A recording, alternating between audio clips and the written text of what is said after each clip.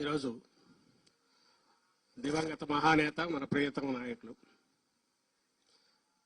దివంగత ముఖ్యమంత్రి శాశ్వతంగా తెలుగు ప్రజల హృదయాల్లో చిరస్థాయిగా నిలిచిపోయిన వైఎస్ రాజశేఖర రెడ్డి గారి 75వ జయంతి వేడుకల సందర్భంగా ప్రపంచవ్యాప్తంగా ఉన్న తెలుగు ప్రజలకు అలాగే ముఖ్యంగా వైఎస్ఆర్ అభిమానులకు వైఎస్ఆర్ కుటుంబ సభ్యులకు వైఎస్ఆర్ కాంగ్రెస్ పార్టీ కార్యకర్తలకు నాయకులకు అందరికీ శుభాకాంక్షలు తెలియజేస్తున్నాం. ఆయన చనిపోయి 15 ఏళ్ళు అవుతోంది. ఆయన ప్రయాణం హఠాత్తుగా ఆగిపోవడం, జీవన ప్రయాణం హఠాత్తుగా ఆగిపోవడం ఒక వ్యక్తికి కాదు, కుటుంబానికి కాదు, ఉమ్మడి రాష్ట్రానికి అప్పట్లో పెను విఘాతంగా మారింది. అందరికీ తెలుసు. ఆ తర్వాత జరిగిన పరిణామాలు ఆయనే ఉంటే అనుకునే రకంగా, ఒక వైఎస్ఆర్ ఉంటే అనుకునే రకంగా ఎట్ల చోటు చేసుకున్నాయో ఈ చరిత్ర, సమకాలీన చరిత్ర మనం ప్రత్యక్షంగా చూశాం. అందులో ఆ సంక్షోభంలో నుంచే, ఆ పోరాటంలో నుంచే పుట్టిందే ఆయన ఆశయాలతో వైఎస్ఆర్ కాంగ్రెస్ పార్టీ.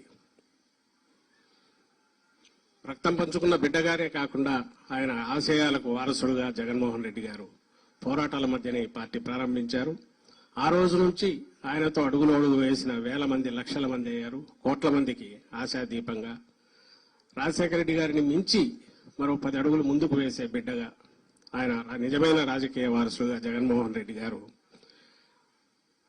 ఈ రాష్ట్రానికి ఏం చేశారో గత 5 ఏళ్లలోనే 20-30 ఏళ్లలో జరగాల్సిన అభివృద్ధిని కానీ, సంక్షేమాన్ని కానీ, ఒక పేద కుటుంబం కేంద్ర బిందువుగా పేదరికాన్ని శాశ్వతంగా స్థానం లేకుండా నిర్మూలించే దిశగా ఎవరి కాళ్ల మీద వాళ్ళు నిలబడి, ఏదో ప్రభుత్వం ఇచ్చే పథకాల మీద ఆధారపడకుండా సొంత కాళ్ళగా నిలబడగలిగి వాళ్ళ తలరాత వాళ్ళు రాసుకునే రకంగా ఒక దానికి ప్రారంభించడమే కాకుండా పథకాలు ఆచరణలో కూడా ఆ మేరకు ఫలితాలు కూడా తీసుకొచ్చారు 5 ఏళ్లలో. ఇది 5 ఏళ్లలో మనం చూసాం.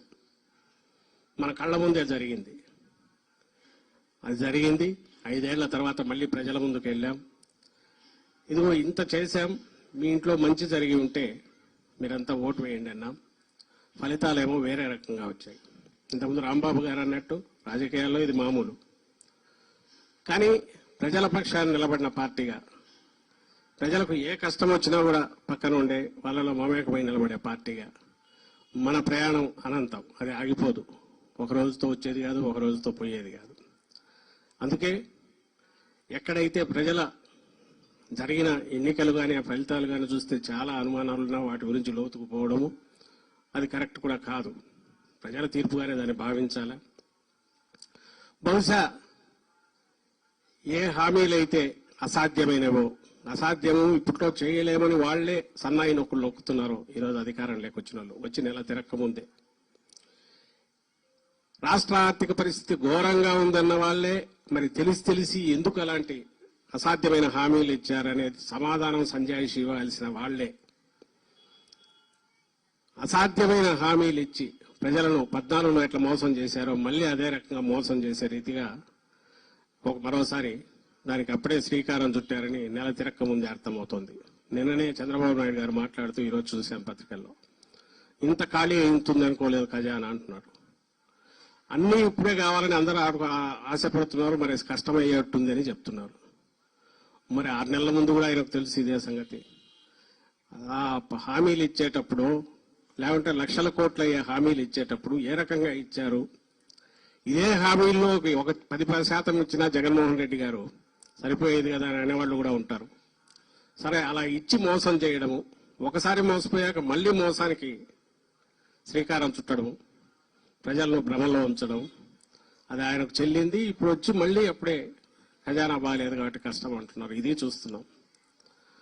మరోపక్క ప్రజల కోసం రాజకీయ పార్టీలు పనిచేస్తుంటే ఓటమి, రాజకీయాల్లో గెలుపోటములు సహజమైనప్పుడు ఆ రోజు జగన్మోహన్ రెడ్డి గారు గత 5 ఏళ్లలో తన పరాని చూడకుండా, కులం చూడకుండా, ప్రాంతం చూడకుండా, పార్టీలు చూడకుండా అందరికీ ఒకే అర్హతే ప్రామాణికంగా ఆయన సంక్షేమ పథకాలు కావచ్చు, ఇంకోటి కావచ్చు ఇవ్వడం, రాష్ట్రాన్ని మొత్తం ఎన్నికలనేవి రాజకీయాలనేవి ఎన్నికల వరకే ఉండాలి, తర్వాత అవి ఉండకూడదు అనుకున్న నాయకుడుగా ఆయన వ్యవహరిస్తే ఈరోజు వచ్చిన రోజు నుంచి రాష్ట్రంలో అరాచకం ఎట్లా సృష్టిస్తున్నారో, ఒక రావణ కాష్టం ఎట్లా చేస్తున్నారో, పని కట్టుకొని వైఎస్ఆర్ కాంగ్రెస్ పార్టీ కోసం పని చేసినా లేదా ఓటు వేసిన వాళ్ళని కూడా వదలకుండా ఎట్లా దాడులు చేస్తున్నారో, వ్యవస్థ మొత్తం ఎట్లా నిర్వీర్యం అయిపోయిందో అది కూడా గమనిస్తున్నాం.